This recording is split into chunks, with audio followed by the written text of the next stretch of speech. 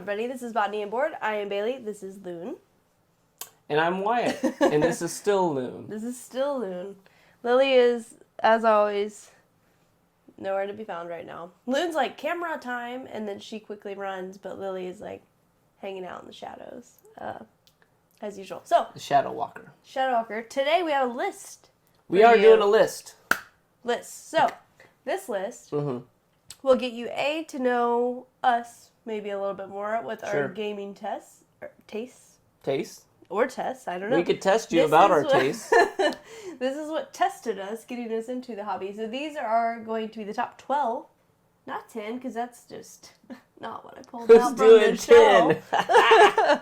We're doing 12. 12 games that... We can do a joke about polydactylism again. Like, all my cousins could have been like, we're doing 10. 12. We're doing 12. And they just put up all their normal hands. Yes. But I unfortunately did not get the extra thumbs. Unfortunately. That's how you feel about it. Okay. That's what I'm saying. All right.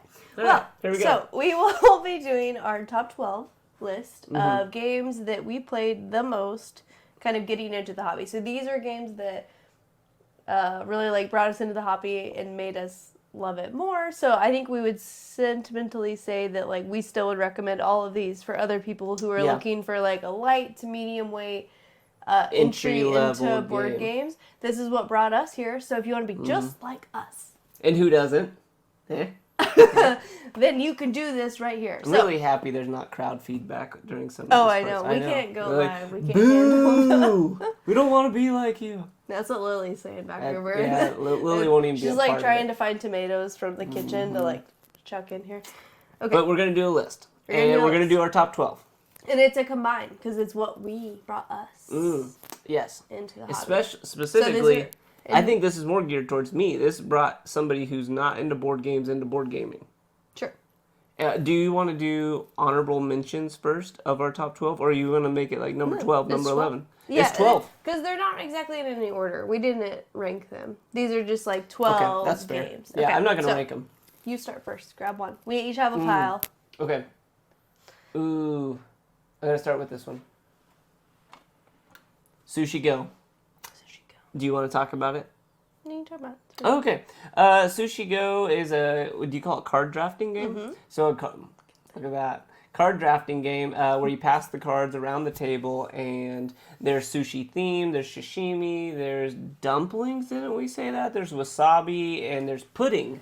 Pudding. That's the one. That's why we're always confused why there's pudding, but there's pudding. And you take the cards, you have them in your hand, you pull out one. I hand the card deck to Bailey. She hands hers around the table to your right. I like this game. It's very simple. It plays up to, 4 or 5? Plays up to 2 to 5. Yep. 2 to 5 people. It's supposed to take 15 minutes, which sounds right, because I think you only hold 7 cards in your hand when you do it. Light theme, festive theme. It's also very... It's easy to teach. So it's also on my games to quick. Bring home to the holidays list as well. Yeah. A lot of all of these that I would say like intro to gaming again is similar. Like you could bring it to the holidays because it's all things that are could get you into the game. Light, easy game, Sushi Go. Love it. Yep. Next. Okay, so next I will do. Start from the back.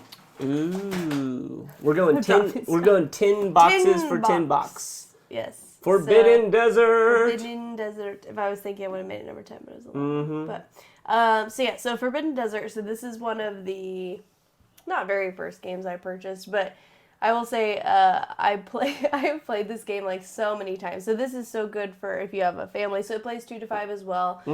You have this. It's cooperative, so you can play it either by yourself and run one or more people once you get maybe a little bit more into gaming, or you could just play it with other people and then cooperatively try to find all your ship parts from your ship because it is crashed into the sand and you have to go around and you don't know what they are. So it's like so much fun just with the flipping of the tiles to be like, I'm looking for all my parts. Okay, I'm looking for all my parts. And you only have so many actions each round to and try the to sand do is that. shifting and the winds Yes. change, and so it's like keeps blowing more Yes. sand on top of the parts you're trying to find. Yes, and the Yeah. sun keeps beating down on you and you're getting thirsty, and then you only have so much water in your little canteen. So it is very thematic and very simple, easy to teach. And honestly, it's like one of my like favorite cooperative games to this day, and favorite solo games to this day. Didn't this make your top 30 list? It did. Yeah. Yeah, this was like 28, I think. And I always say, because I think this is glossed over, I think it's neat because the parts that you get from the plane, they actually like connect together and like do things. I don't know. Oh, yeah, there's actually a sequel. So there's 3 of these games. There's Forbidden Island, Forbidden Desert, and Forbidden Sky. Forbidden Sky, there's actually a rocket ship. Oh, And it yeah, like that's right. you connect all the little things in it. So anyways, yeah, so this is a great one to try, and there's 3 others in the sequel if you would like to explore those as well.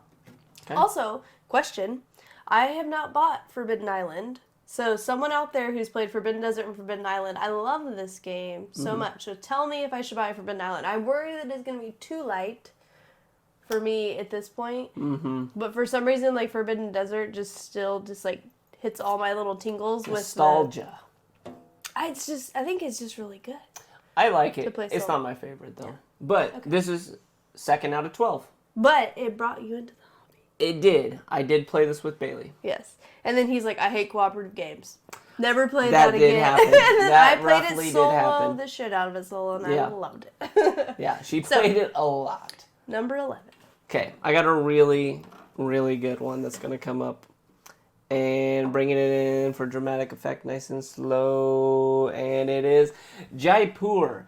And this definitely hit the top 10. It was high up on my list, on It's my on top my list, 30 too. if you watch our top 30. But I think it made your list as well. It did.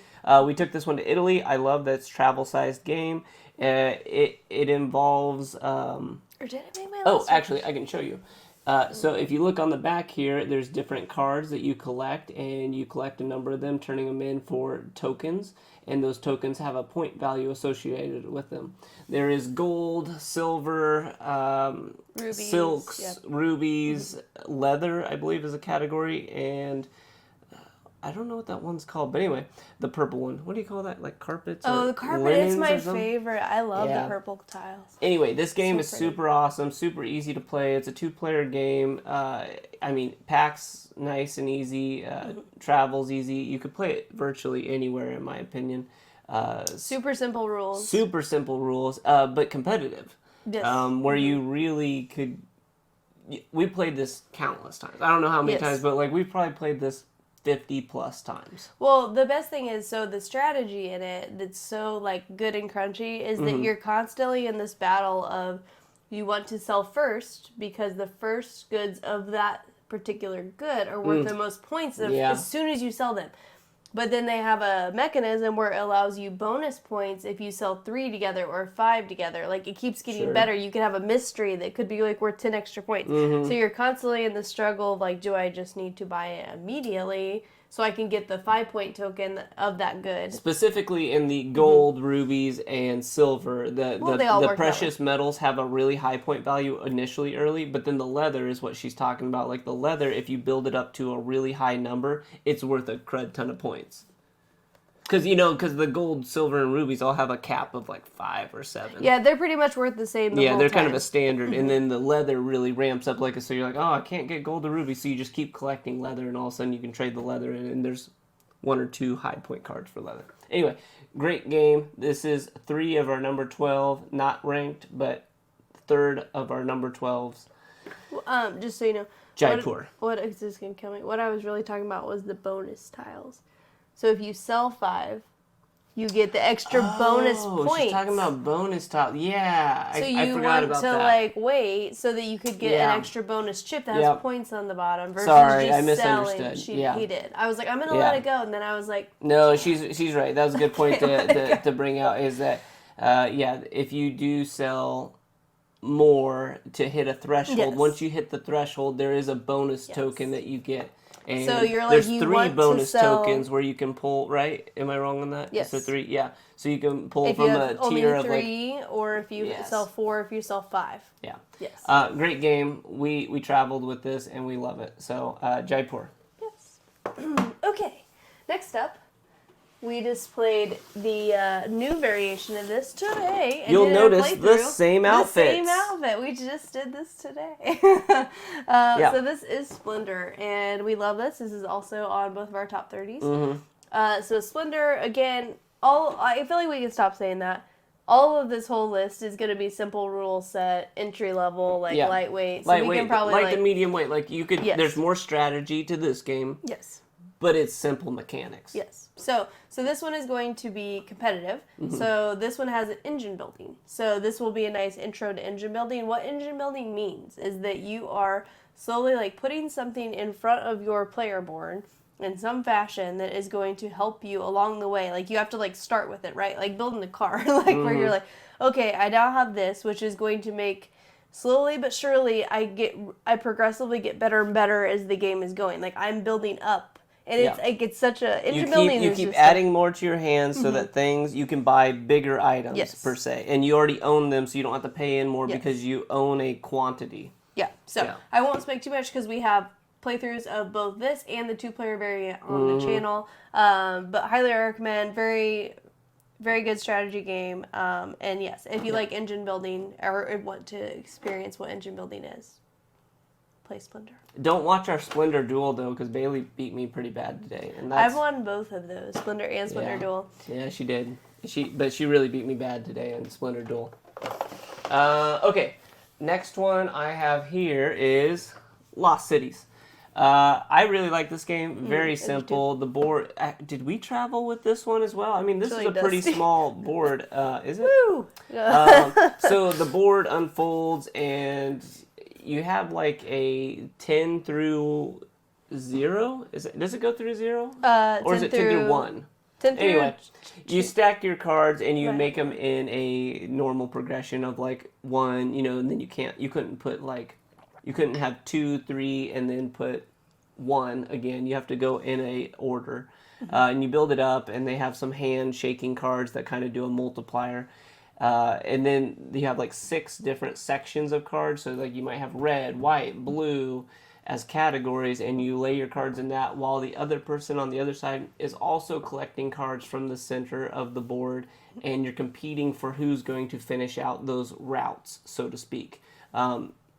With that in mind, it's strategic in that if Baley is going for, let's say, the blue cards, and I am also going for the blue cards, you need to make sure you get over a certain threshold. I think it's like 20 points. As soon as you decide you're going to go on an expedition in that color, it's -20. Yeah, so you have to make sure for sure. Man, I killed it. I was right. It's 20. I thought it was 15 for a second, but yes. And so you have to cover like the pay-in, so to speak. It's a little bit like a gambling thing. It's like, oh, I bought into it, and it's going to cost me 20 no matter how you look at it. Yeah, and this is Loon. Loon's sleepy. But this is a really fun game. It's a very easy game, but I would say there's a lot of strategy here for something so simplistic.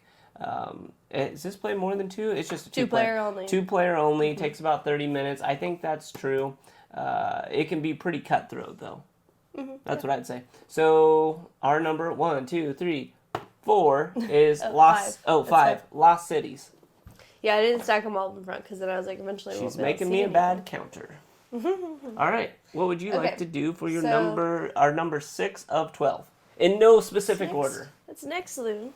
Okay, so we will grab Betrayal.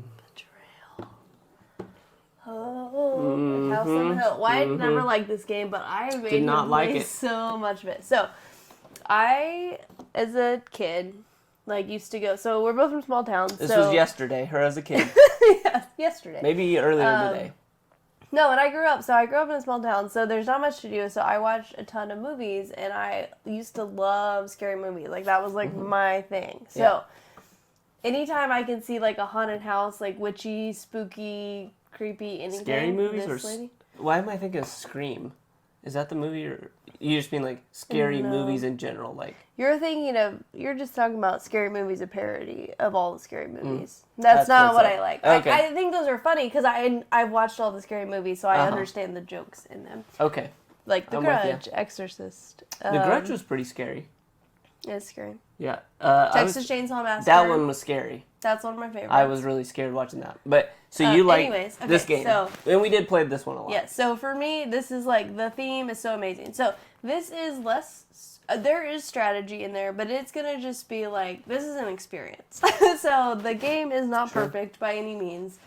And so what you're going to be doing is you're building out this mansion, and you're going around, and one of you, eventually, once the hunt starts, one of you is going to end up turning into the traitor.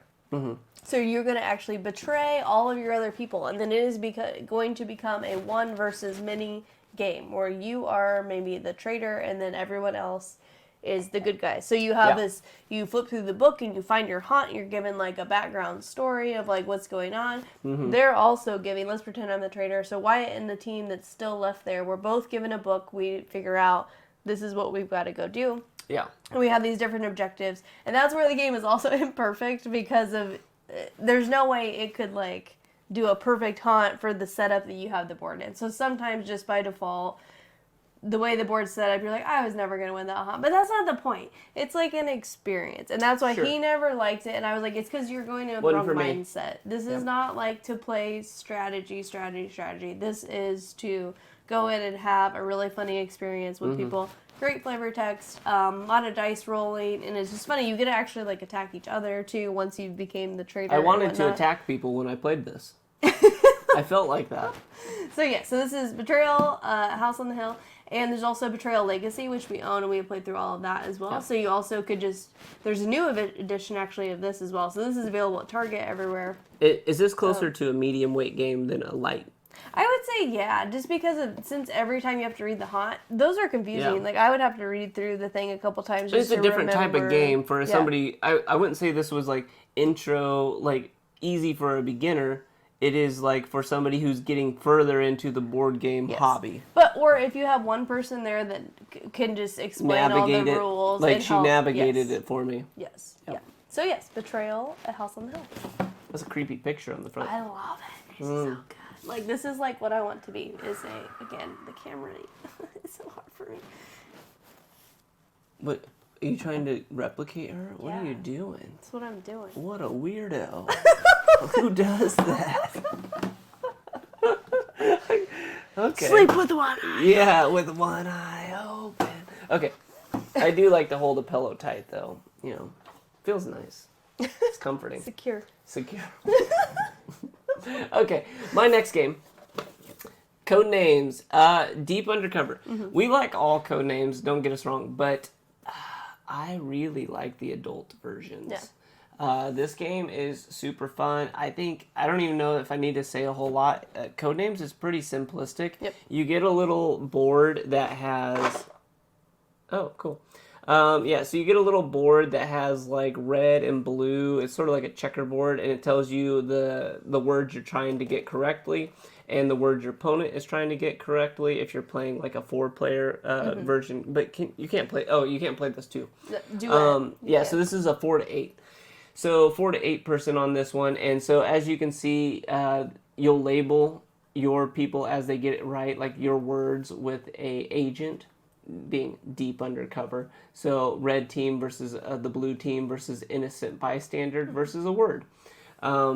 There is an assassin in the whole thing, so you don't want to mess up and associate the assassin. The black. There. So that is the bad word that no one can get or you lose. You don't want to associate the assassin with one of your words, otherwise you instantly lose the game.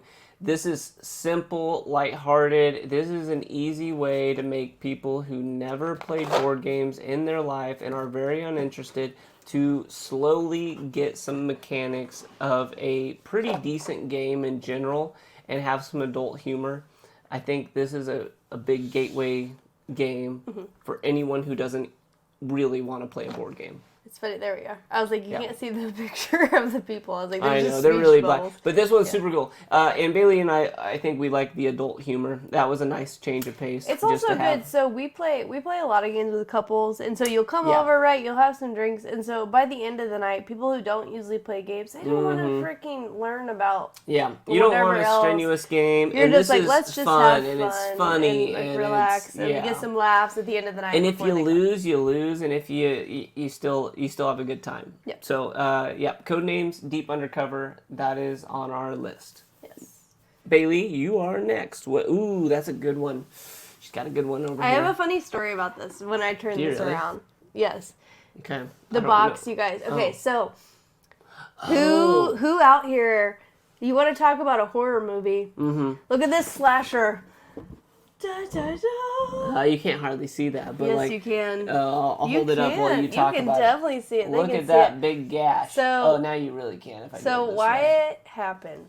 That was me? I got this box delivered, and That explains why she had a story. Yes, go ahead. So I got this one from Amazon. Miniature Market would have packed it where it was foolproof for him. Yep. But I do kind of recall this. I felt really bad. Yes, he's like, oh, I opened your game box, and he just went down with the scissors or whatever the hell. Scissors or knife, and I went right down this the tape line, and I nicked the box. Yes. So. Didn't think that could happen, but it did. That didn't deter me. I'm not even sure I knew that this was in it until I You didn't. and I was like, and then I was like, uh-oh. And then I thought about telling her. You did. And you're like, something happened. Something has happened. I knew she wasn't going to take it well. Like, what's happened? But okay, explain this game for me real quick. So, Lords of Vegas. You're going basically, and you are all collecting. Actually, the game back to the game box. Okay. Sure. So you're on the Vegas Strip. Yes, you're on the Vegas Strip. So you're all trying to compete and own these properties. So Casinos. Yes. So in a way, you get paid like Monopoly owning properties, but this is just way, way more fun. Sure. I feel bad even saying the word Monopoly in here. But if Monopoly is the only game you've played and you like that, play this and you will like it so much better. I agree. So each time you're going to be grabbing out one of these cards, it will have a number like C12 that'll correspond to where it is on the board. That person will get paid if they have the casino of that color, and that card that comes out is what the little parking spot that they're going to be able to own, and then you can then purchase it. And so it's this constant thing of like managing money, but the exciting thing about it is there's a lot of player interaction. So you can do reorgs where you actually go and you try to like re-roll your die, and if you get a 6, then you will be the owner of the casino. So we can all have a gold casino, say, so that'd be Gold Lion, let's just say. So all of a sudden I have this Gold Lion casino, and like say Wyatt's had it for like this whole time, and he has a 4, 3, 2, and a 1. He has these 4 things up there, which will be worth 4 points if a gold comes up. And then if I had a parking lot and I had a 1 and I just played a reorg and I pay $1 to reroll my 1 and it becomes a 6 and then I repaint for $5 and make it a gold. It's happened and before. Then I own the Gold Lion. So, quick synopsis is there's a card, and on your card is like a C6. C6 means you can put your die on that C6, which Bailey's calling, they are called parking spots, and you convert those parking spots to own a bigger portion of each casino.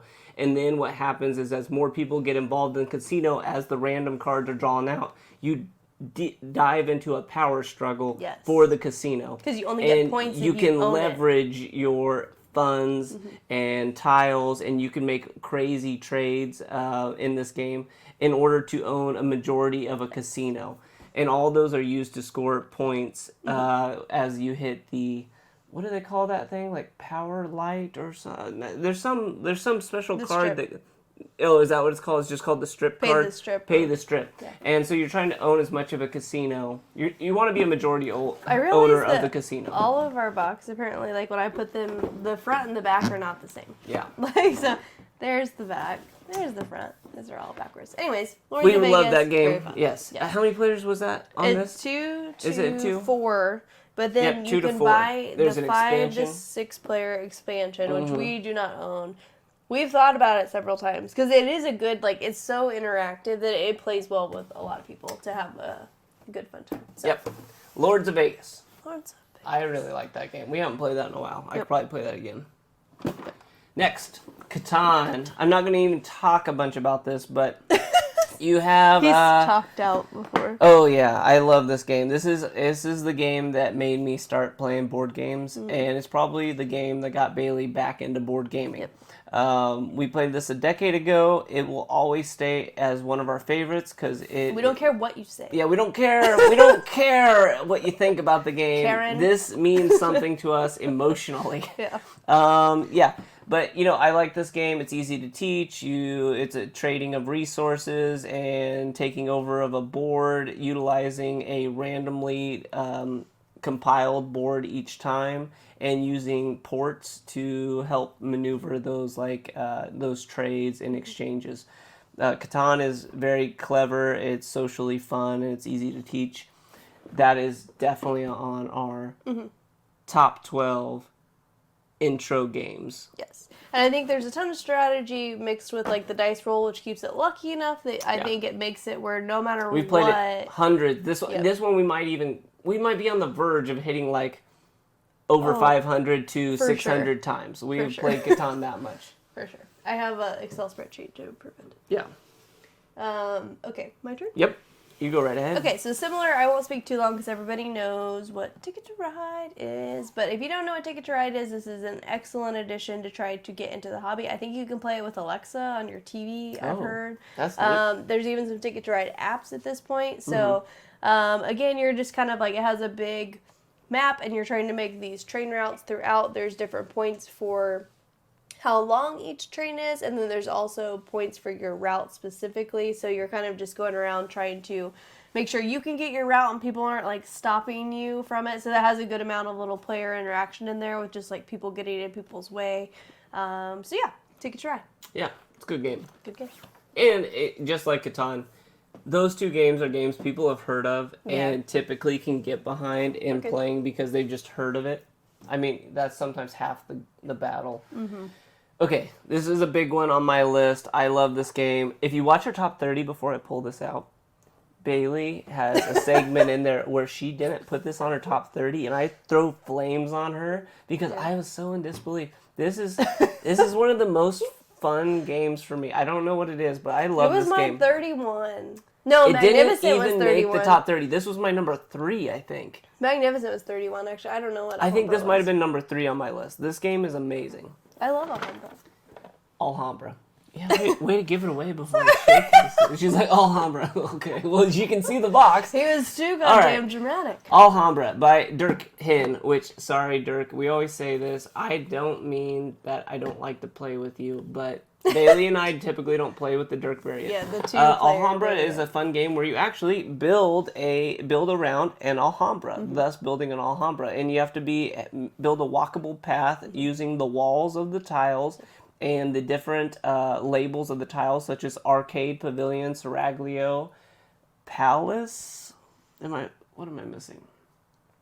Anyway, for the most part, there's sections of tiles, and as you go through each scoring range, it's who has the most of those categories: seraglio, pavilion, palace, etc.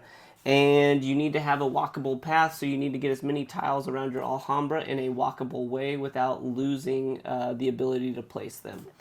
This game plays 2 to 4 off the top of my... 2 to 6. Okay, I didn't realize that. 2 to 6. Yeah. Because it has 6. So it plays 2 to 6. This one doesn't take that long. This says 45 to 60 minutes. I think if you had a really barn burner situation with a lot of people, you could get over that. But you draft cards and spin the cards to buy those specific tiles that then you build around your Alhambra. It's straightforward. It's pretty easy. It's a lot of fun. The game won awards. I'm not going to get into the awards it has won, but I think in the past, Baley has said maybe the artwork is a little bland, but I personally do like the artwork, and I think board games maybe in general have come a long ways in that the artworks have improved. But this is also a Euro, and Euro artwork is still in its own thing. Yeah, but the components are nice. The quality of this game is nice. The replayability is super high. I love this game. Yeah. Alhambra. Yeah. Perfect. Okay, so my last on my list. Okay. I think I'm gonna give you an extra one. Oh, did you? Actually. Maybe. I just have one left. I just have one left too. Okay. Do we only have 11? Did we count wrong? Did you count your expansion pack? You pull this off, and I'll count. Okay. So, this one, which we don't know what number this is, but this is Lords of Waterdeep. So this was our intro to worker placement game. He's counting. So this is also on your top 30, I believe. Lords of Waterdeep. Yeah, Yep. I like Lords of Waterdeep a lot. Sorry, my counting got off. I'm actually going to go back to that, so if you see me, I'm going to start using my fingers. Here we go. But yes, I love this game. Toes? Yeah, I might need. You need your cousins. Toes. You need your cousins. Might need my own toes. I need somebody's toes. Anyway, so Lords of Waterdeep. So this is set in the Dungeons and Dragons universe, Lords of Waterdeep. So you're going around and basically you're putting your worker out onto a place, and that will give you something. And that's pretty much the whole game. And so you're just trying to go around, figure out like where you want to go to in order to complete your quest cards. So you'll have your quest cards that need certain color of cubes. You need to go visit, I forget some of the names of the actual places, but you need to go visit the certain places that'll give you 2 orange cubes if you're the warfare guy. And so then you need all these warriors or whatever the orange are. They each have different, I've just forgot what they are at this point. I always just end up calling them orange, but there's like the clergy and something. Anyways. Sure. So, you're trying to get all these cubes and complete your quest, because that'll give you points. And then you also each have a lord. And so your lord wants certain things. So you might want commerce and warfare or arcane and whatever. So you have like a secret identity that you're out here doing certain things on your own, and so you're just trying to get the most points, but then you're constantly battling with other people over these worker placement spots. So a really good tension and really good game. Sometimes you can, you've said before, sometimes you can get blown out of the water in this one. Sure. If things just, but it's a fun you don't game. get your spots, but it's really fun. Yeah. First worker placement. Worker yeah. placement. Oh, yes. So I said it, so he's like, I like worker placement. He's like, yeah, work replacement. I'm like, yeah, work replacement. I thought it was that, and then she kept talking during our like top 30, which is, I don't know when we submitted that, like a month ago, and she's like, worker replacement. No, worker placement. He's still doing it. He still thinks it's... It just seems the same. Yeah, this is a good intro into that. I do think the quests are super nice. This game feels medium to me, but anybody who's played board games for a while would probably call this like lighter medium. But we played this with Sylvester and Angela, and I don't think typically play games, right? They seemed really savvy because I think they beat us. They beat us. So although I think one of them cheated, and we didn't catch it. So that was during Splendor, but you know what you did. So yes, so Lords of Waterdeep. So this is really funny. I was sitting over here counting, and I know what happened. We picked out 12, and I know what really happened is we picked out the 12 together, and then Baley threw one in that was never part of the list. And that was the first one. She threw in Sushi Go. We pulled out all of these except for Sushi Go, and somehow Sushi Go made it to the table. I would agree that Sushi Go is a really good game, and I'm going to give it a dishonorable mention. It's getting kicked out of our top 12 because it didn't make the original cut. It is now dishonorable mentioned. That's Sushi Go. honorable. No, not this one's not honorable. We did a top 12, and it's 13. It was dishonorably discharged from the top 12. You're ridiculous. Sushi Go. Do your last one. Okay, my last one, honorably. I'm gonna discharge you from the list. Yeah, honorably, this was a part of the original top 12. Small World. You know what's cracking up? Every one of these boxes is upside down on the back. I mean, I never look at the back of the box. I love this game, and I know some people out there also love this game. This, I don't know if it's talked about that much, really, but I've heard people who like, wow, this game, because this is different. This is a lot of territory-based area control. Area control. This is area control in such a small world. And you have these many races that are coming in to take over whatever land you have. We do have the expansion. I didn't bring it over, but here we are. It has all the hot chicks, as Baley says. It's the hot chicks.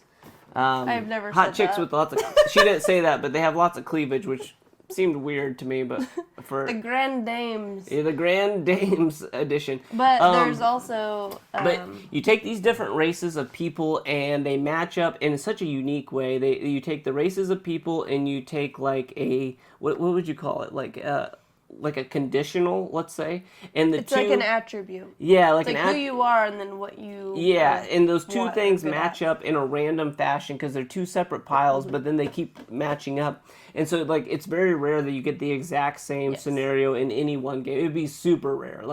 So anyway, you match up like let's say the fighting gnomes. I'm making up stuff. I don't think there's any gnomes, but fighting giants with the aquatic priestesses.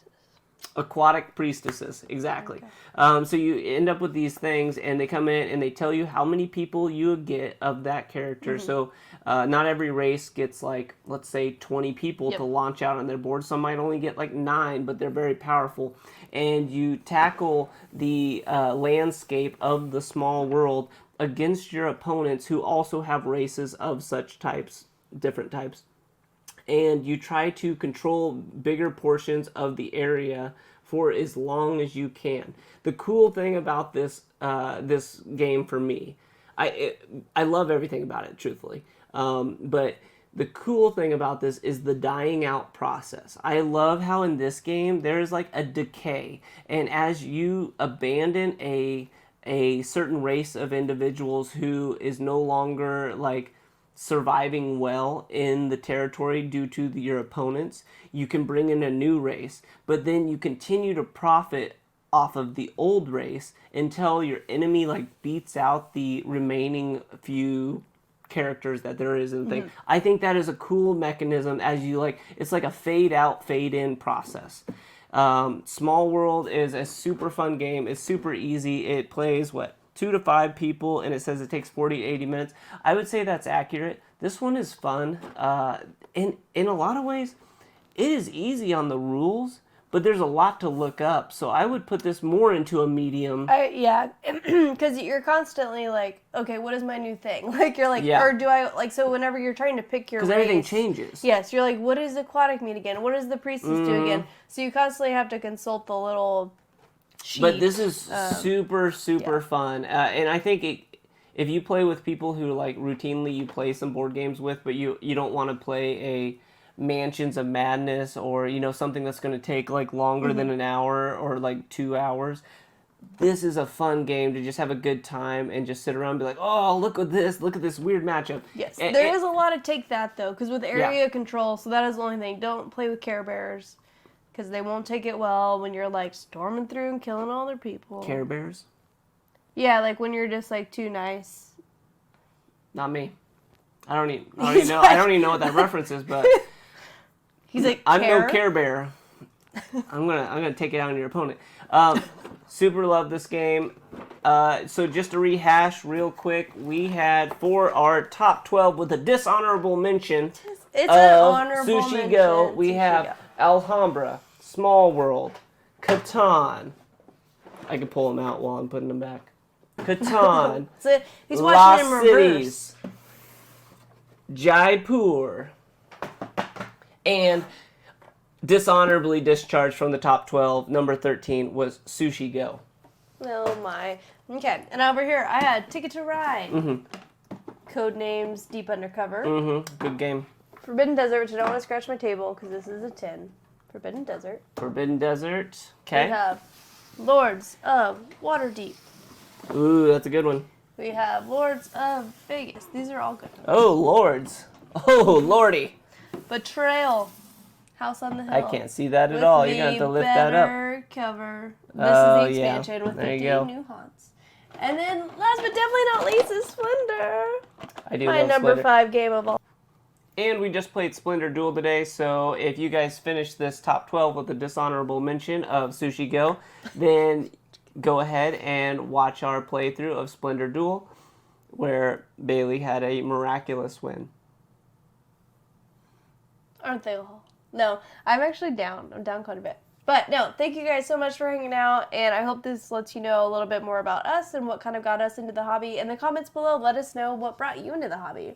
Yeah. Are some of these games what you were playing? Or if you were just starting into board games, maybe you came from my plant side. These are all great games. Let us know like what you end up finding interesting and what you want to check out. So I love that idea. Give us your top 2 or top 1. Give us 1 to 2 games that got you started in the hobby. I would love to hear that because maybe Baley and I would like to play them. Yeah. All right. So, all right. With that, thank you guys for hanging out. We'll see you next time. Bye.